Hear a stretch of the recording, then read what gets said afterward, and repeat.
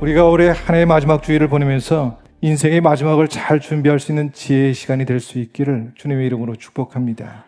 자, 첫 번째입니다. 모든 것은 때가 있다라고 하는 것이죠. 자, 오늘 본문의 말씀 보니까 바울이 디모데에게 너는 어서 속히 내게로 오라 라고 이렇게 이야기하고 있고요. 겨울 전에 너는 어서 오라 라고 이렇게 권면하고 있는 것을 보게 됩니다. 겨울 전에 너는 어서 오라 라고 하는 이 소식을 보내했던 이유가 무엇인지 아십니까? 바울이 자기의 마지막 때가 가까웠다는 것을 예감하고 있다는 얘기입니다. 자기가 세상을 떠나기 전에 내가 사랑하던 제자 디모데를 꼭 만나보고 싶었던 것이죠. 특별히 겨울 전에 오라 라고 이렇게 재촉하는 것을 보게 됩니다. 왜 그런지 아십니까? 당시의 겨울에는요, 지중해 바다를 항해할 수가 없다는 겁니다. 바람도 심하지 폭풍이 불기 시작하니까요.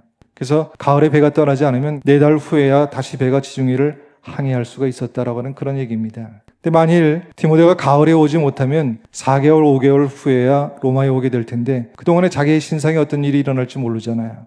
다시 말해서 겨울 전에 오라라고 하는 말은요, 기회가 지나가기 전에 오라고 하는 부탁이요, 사랑 담은 청함이다 라고 하는 그런 말씀입니다.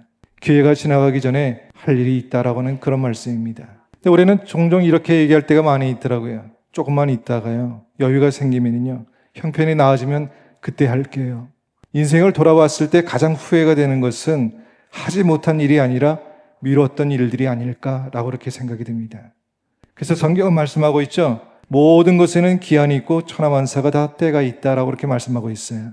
여러분 꼭 기억할 수 있기 바랍니다. 기회는 늘 있는 것 같지만 그때는 한 번뿐이라고 하는 사실을 잊지 않고 살아가기를 주님의 이름으로 축복합니다. 두 번째입니다. 시간은 기다려주지 않는다라고 하는 것이죠. 은혜를 받을 때 은혜를 받아야 되고요, 믿음이 자랄 때 성장할 수 있어야 된다라고 하는 것이죠.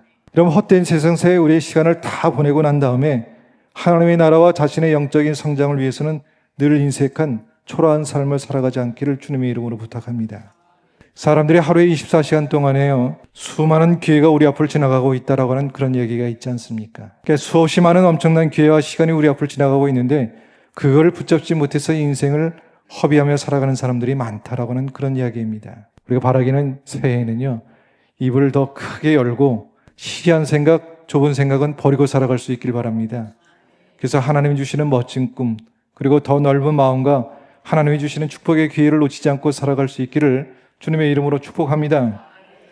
자, 우리가 신년 초에 이제 7, 8, 9일 날, 수목금일 날 저녁에 신년 집회를 합니다. 주제가 뭔지 아십니까? 믿음의 씨앗을 심고 꿈을 이루는 2026년을 갖자라고 하는 주제입니다. 그리고 부제는 우리의 믿음이 하나님의 꿈을 현실로 만든다라고 하는 주제입니다. 자, 우리가 함께 기도하고 담대한 출발을 시작하려고 합니다. 꼭 놓치지 않기를 주님의 이름으로 축복합니다. 시간이 없어서요, 또 기회가 올 텐데 라고 하지 않기를 바랍니다. 시간은 늘 항상 우리에게 같은 시간이 아니더라고요. 하나님 주신 시간, 하나님 주신 기회를 절대로 놓치지 않기를 주님의 이름으로 축복합니다. 자, 세 번째입니다. 이젠 덮어주라 라고 하는 겁니다. 디모데후서 4장의 말씀을 읽다 보면 바울이 이제 자신의 생의 마지막 순간에 가까이 왔다는 것을 깨닫게 됩니다. 그러면서 이제 특별히 누구를 데려오라 라고 이렇게 부탁을 하면 마가를 데려오라고 부탁을 합니다. 마가는 어릴 때부터 예수를 잘 믿은 사람입니다. 바울이 이제 1차 전도 여행을 떠날 때 함께 동행을 했거든요. 도중에 병이 걸려서 보름 동안 꼼짝없이 누워있게 됩니다.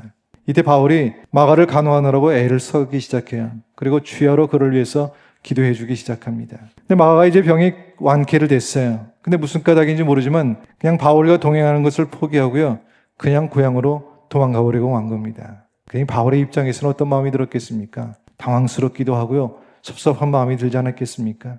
자, 그 후에 이제 2차 전도 여행을 다시 떠나려고 할 때 마가가 바울을 찾아와서 동행할 것을 간곡히 부탁하기 시작해요. 마가가 이번에는 도중 하차하지 않고 끝까지 동행할 것을 맹세를 해도 바울이 끝내 허락하지 않고 거절하는 것을 보게 됩니다. 그랬더니 이번에는 누가 상처를 받았을까요? 마가가 상처를 받았겠죠. 자, 이제 겨울이 오고 최후의 날이 가까우니까 바울은 그때의 일이 마음에 걸리기 시작한 거예요.